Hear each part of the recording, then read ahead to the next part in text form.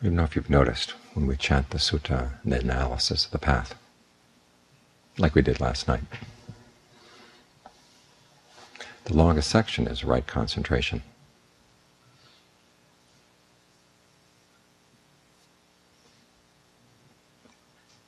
It's the only section that talks about stages in the practice.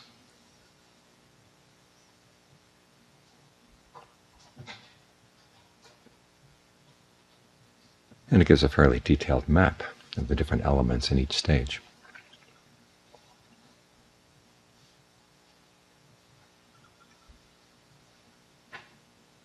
And the question is how to relate to the map.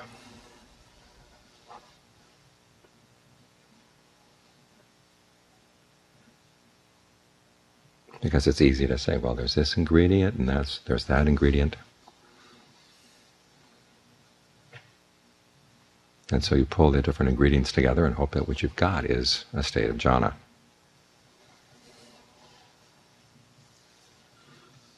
But it really doesn't work that way.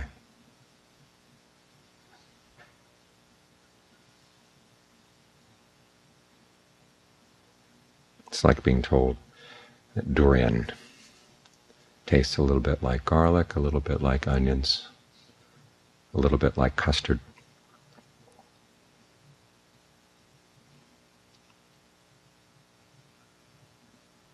It has a little bit of cyanide, a little bit of vitamin E. So you throw all those things together, thinking that you're going to get durian. And it doesn't work that way. You get an absolute mess. If you want to get durian, you want to plant the seed. And the seed is the topic of the meditation. And the topic, as the Buddha said, is the four establishings of mindfulness. Staying focused on the body in and of itself.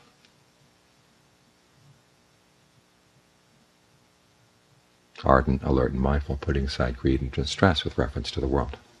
That's what you focus on. Once you've planted the seed and you water the seed, then the tree will grow. And the tree, when it's mature, will start giving fruit. And if you've planted the right seed, you're going to get the right fruit. So you don't have to go designing the fruit. You just have to be very careful that you plant the right seed. So focus on the breath in and of itself.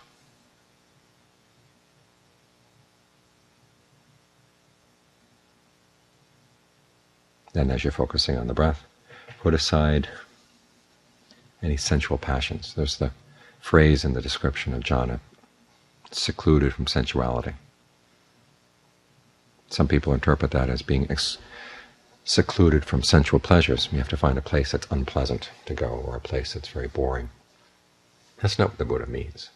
Sensuality, in the Buddha's sense, is your passion for your sensual thoughts.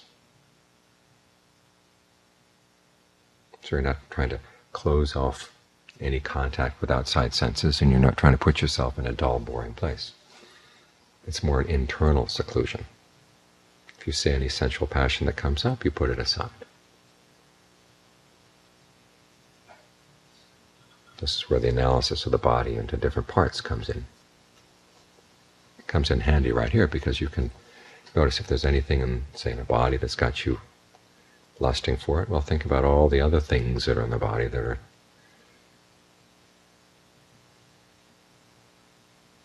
disgusting. If you're feeling some greed for food, well, think about what happens to the food, exactly how much work goes into preparing the food and how long it actually tastes good in the mouth, and then what it's like as it goes to the rest of your system and comes out the other side. In other words, you're using some thinking here to protect yourself, to pull you away from unskillful thoughts, and particularly from sensual passion. You want to get into the body. This is what rupa means in this sense, that you're inside your body. You feel the inside of your hands, you feel the inside of your feet, the inside of everything. The mind isn't living out in the world of its thoughts about sights or sounds or smells or tastes or things that come and touch the body. You want to be on the level of form. So again, body in and of itself, as it's present to you right here and now.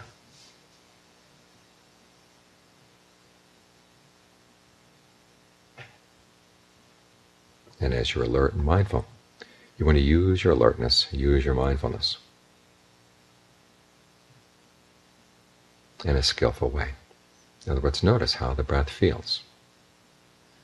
Is this a kind of breath sensation that you could settle down with and spend lots of time? If it's not, well, what can you do to change it? This is where the evaluation comes in. The image for the first jhana is of a bathman working water through his lump of bath powder, turning it into a kind of dough. And of the different images that are used for the jhanas, this is the only one that has an active agent intentionally doing something. You're taking the pleasure and you're working it through the body. First you're finding a sense of pleasure with the breath, and then you work it through the body. And in doing so you learn an awful lot about this sense of form in the body, and how the energy moves, how it can move in a comfortable way, and how if you force it in the wrong way, it gets very uncomfortable. And you have to observe, and you have to learn what works and what doesn't work. This way you're not only developing a nice place to be in the present moment, but you're also learning about the different aggregates. The aggregate of feeling, the aggregate of form, how they interact, how your perception has an effect on these things. Because you may find that you've come to the meditation with a specific perception in mind, a particular idea in mind of how the breath works, how the energy in one part of the body relates to the energy in another part of the body. Well, you get a chance to test that perception. If you find that it's not working, try out other perceptions. All of this is evaluation.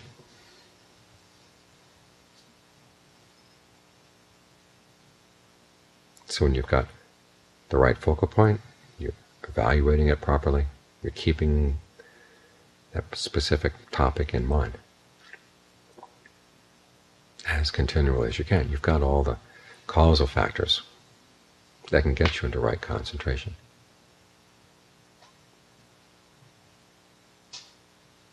And you don't have to think about anything else. You don't have to ask yourself, do I need a little bit more of rapture, a little bit more of pleasure? If you've got the causes right, they'll come on their own.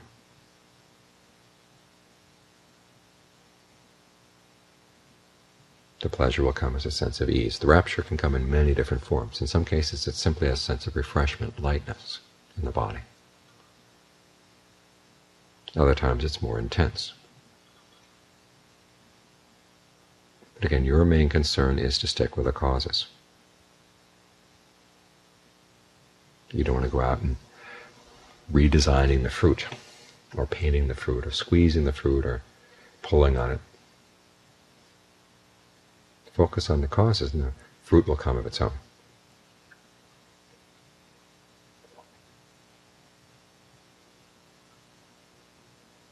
And then there's always the question, how do you know that you've hit the first jhana? We don't really know. It doesn't come with a sign. It says, now entering jhana.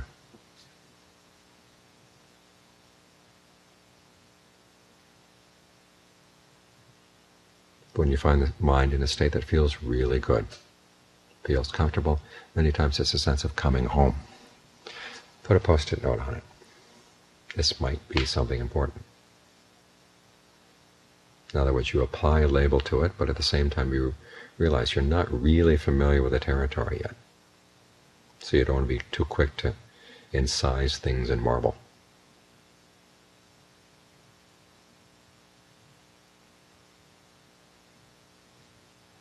The only one of the jhanas that has a really definite signpost is when you get to the fourth, and that's when the breath stops. You have a sense of awareness filling the body, and it's all very still. The mind is still, the body is still.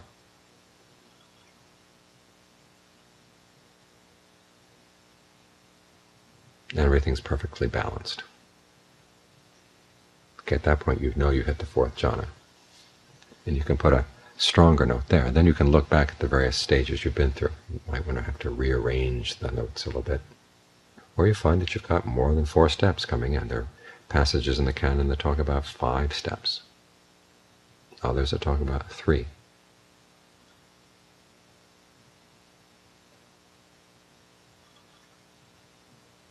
I noticed when Ajahn Fuang was teaching his students, different people would have all kinds of different experiences in the meditation,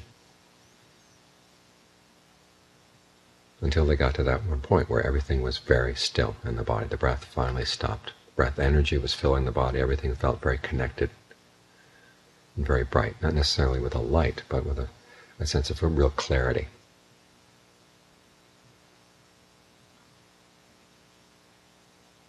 And then when they hit that point, then from that point on, everybody seemed to be going through the same stages. So getting in there is going to be a very individual thing. The important thing is that you find a topic that you really like. There's got to be an element of delight here, because you are trying to develop a state of becoming, a healthy state of becoming, an alternative to the unhealthy and unskillful ones that you've been engaged in before. And an important component in becoming is delight.